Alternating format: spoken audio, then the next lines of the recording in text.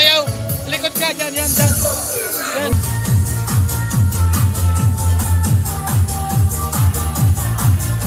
Yan na si Rubilin, sumasayaw na.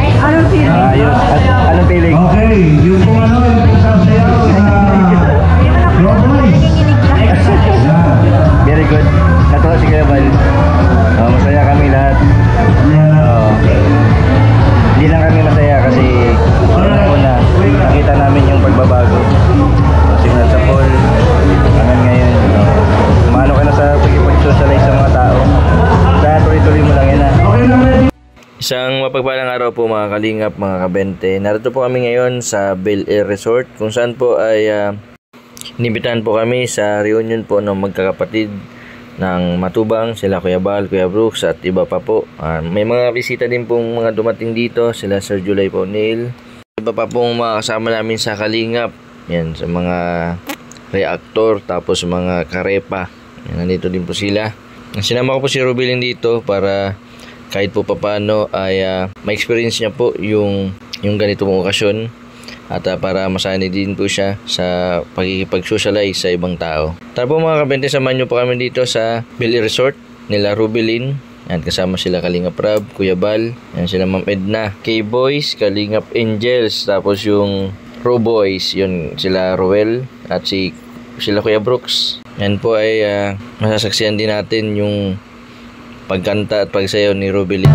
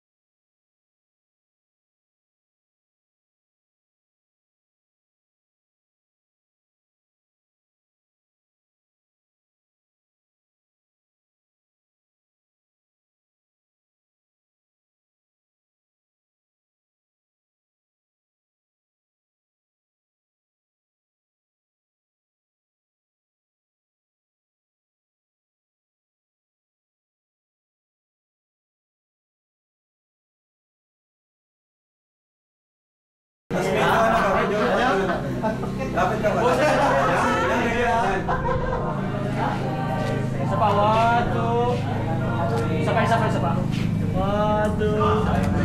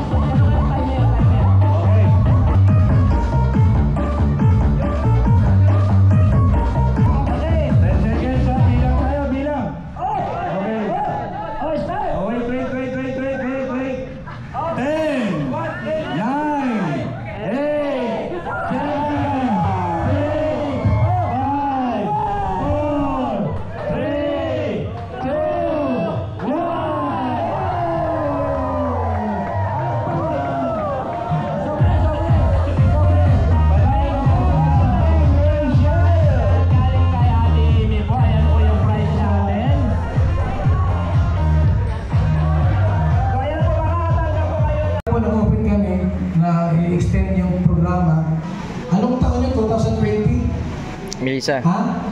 Ayos ka na? Nagkain ka na? So, Nasa si Jimmy. big time. At ito nakikilala. Bakit? Kaya salamat po sa ating lahat. Alam ko po na ito ay isa ng malaking community. Sa piling ko po, Hello po. Yo, grabe! Woo!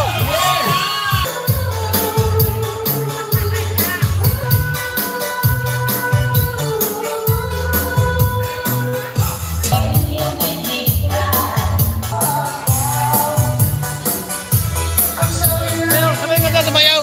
Likod ka, dyan, yan, dyan. Dyan.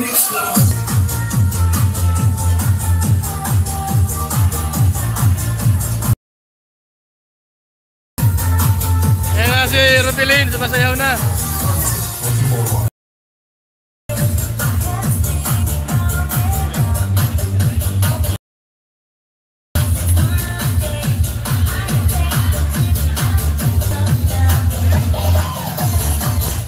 Grabe si Marlon, oh!